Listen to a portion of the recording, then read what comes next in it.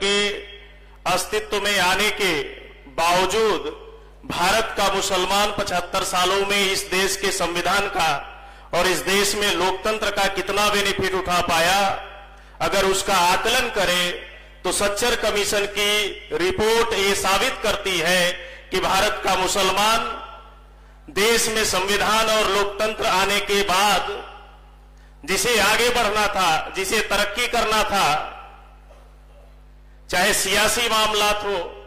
चाहे समाजी मामलात हो, चाहे तालीमी मामलात हो, ये तीनों क्षेत्रों में उन्हें आगे बढ़ना था, तरक्की करना था। लेकिन इस देश के संविधान और लोकतंत्र की अहमियत पता ना होने की वजह से या इन दोनों के बारे में उन्हें जानकारी ना होने की वजह से संविधान और लोकतंत्र लागू होने के बावजूद आज का भारत का मुसलमान SC/ST से भी बदतर हालात में है। तो इसलिए ये सवाल खड़ा होता है कि पिछले 75 सालों में आखिरकार इन्हें लोकतंत्र की जानकारी क्यों नहीं हुई, संविधान की जानकारी क्यों नहीं हुई, जबकि गुलाम भारत में अगर हम बात करें 14 अगस्त 1947 के पहले भारत के मुसलमानों की लिटरेसी दर आज के मुकाबिल जो मुसलमान है उससे कहीं ज्यादा थी। आज के मुसलमानों से 33 गुना ज्यादा गुलाम भारत के मुसलमानों की लिटरेसी दर थी। और ये लिटरेसी दर नहीं होती तो ब्रिटिश हुकूमत में नौकरियों में मुसलमानों की भागीदारी 33% नहीं होती। लेकिन 33% भागीदारी वाले समाज का जो शासन प्रशासन के हिस्सेदारी वाला समाज था, आखिरकार क्या हुआ कि 75 सालों में वो शासन प्रशासन में हाशिए पे चला गया। 1.5% तादाद में आज पूरे देश के शासन प्रशासन के इकाइयों का मात्र हिस्सा है। तो ये कहीं न कहीं एक गलती लगातार भारत के मुसलमानों के दरमियान हम देख रहे हैं कि बार बार एक जालिम का विकल्प दूसरा जालिम बन रहा है। तो उसका असल वजह है कि भारत के मुसलमानों को प्लान बनाकर भारत में दोस्त और दुश्मन की समझ ना पैदा हो मुसलमानों के अंदर, इसके लिए सिर्फ दुश्मन ताकतें, मनुवादी ताकतें ही जिम्मेदार नहीं हैं, बल्कि मुसलमानों के अंदर बैठे मनुवादी लोग वो भी जिम्मेदार हैं। उनकी वजह से दुनियावी तालीम की जिस लेवल पे उनकी तरबियत होनी चाहिए थी संविधान के बारे में, यानी भारत के दस्तूर के बारे में जिस लेवल पे उनकी तरबियत होनी चाहिए थी, भारत के जमहूरियत के बारे में जिस लेवल पे तरबियत होनी चाहिए थी, वो तरबियत ही 14 अगस्त 1947 के बाद बंद कर दी गई। ये तरबियत होती तो आज के तारीख में भारत का मुसलमान समाजी और सियासी और तालीमी एतबार से जाहिल नहीं होता। और लोकतंत्र में और संविधान ने जो उनको अधिकार दिए,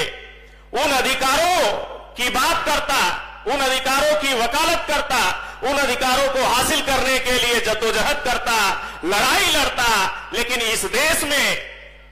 अगर हम गौर करें तो मुसलमान धार्मिक मामलात में, मजहबी मामलात में सड़कों पर आता है, लेकिन इस देश के दस्तूर ने जो उसे हक और हकूक दिए उस मामलात को लेकर सड़कों पर नहीं आता है। तो इसके लिए पूरे मुल्क में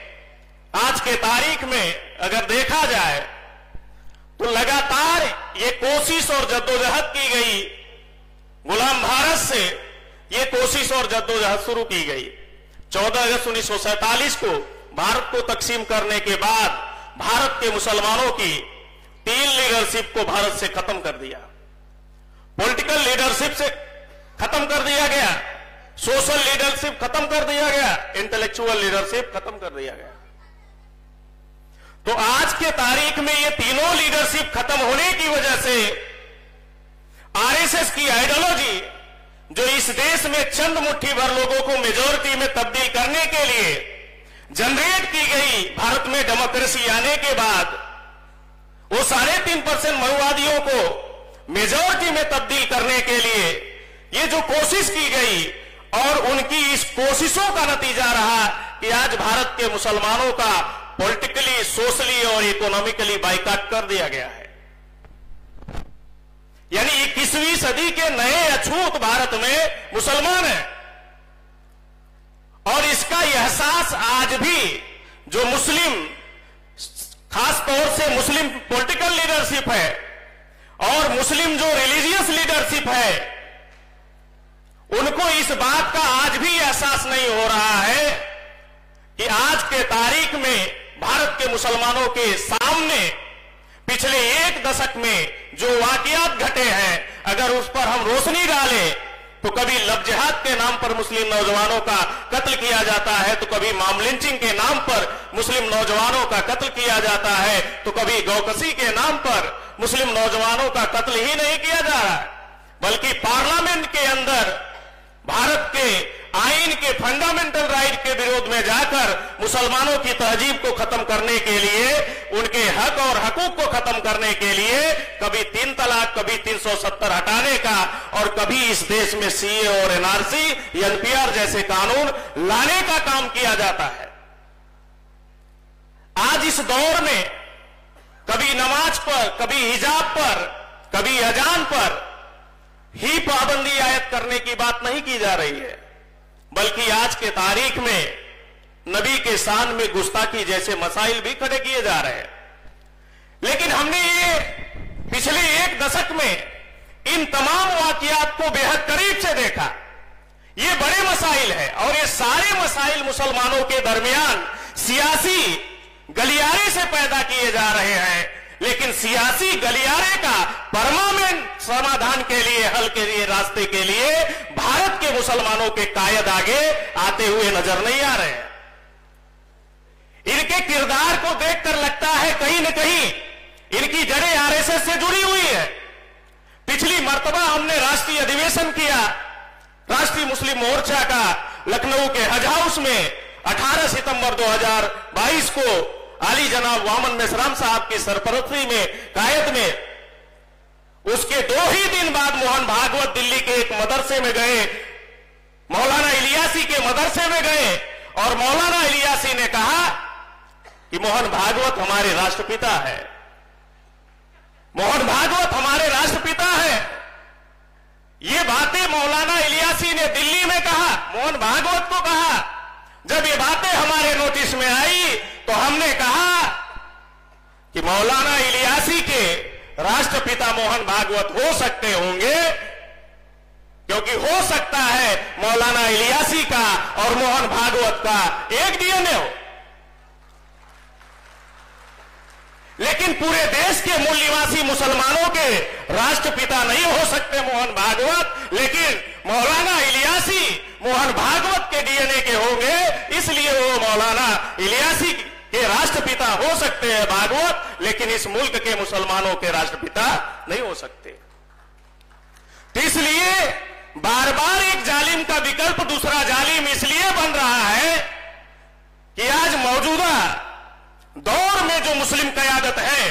कहीं न कहीं वो जालिमों को ताकत देने का काम कर रही है, और जब जालिमों का वो ताकतवर और उन्हें ताकत देने का काम कर रहे हैं तो मजलूमों की पीठ मजबूत कर रहे हैं, कभी लव जिहाद के नाम पर, कभी 3 तलाक के नाम पर, कभी मॉब लिंचिंग के नाम पर, कभी फंडामेंटल राइट के खिलाफ जाकर उनके खिलाफ कानून बनाए जाते हैं। तो इसके लिए मैं पूरे मुल्क भर के मुसलमानों को ये पुरजोर अपील करना चाहता हूं कि मुसलमानों को मुद्दों के आधार पे किसी का साथ देना है, किसी का साथ लेना है। और पिछले मैं 2012 से बामसेफ के इस तहरीक का मूवमेंट का हिस्सा हूं और मैंने करीब से देखा मान्यवर वामन मेश्राम साहब को कि आज की तारीख में चाहे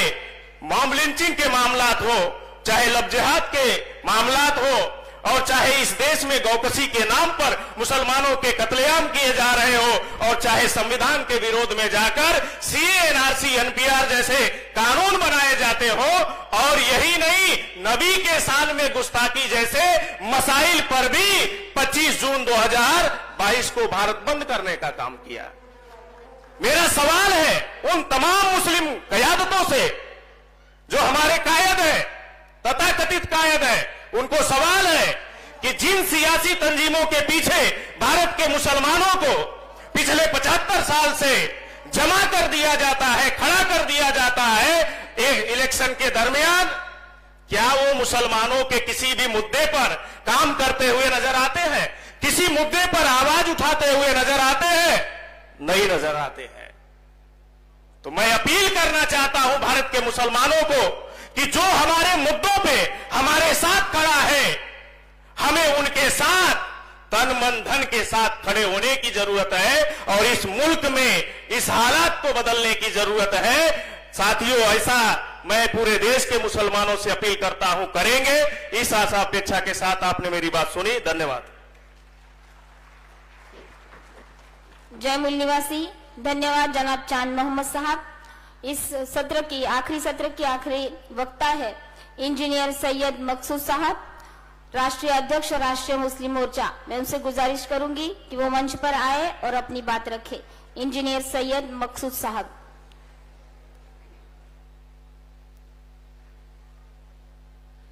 जय मूल निवासी। स्टेज पर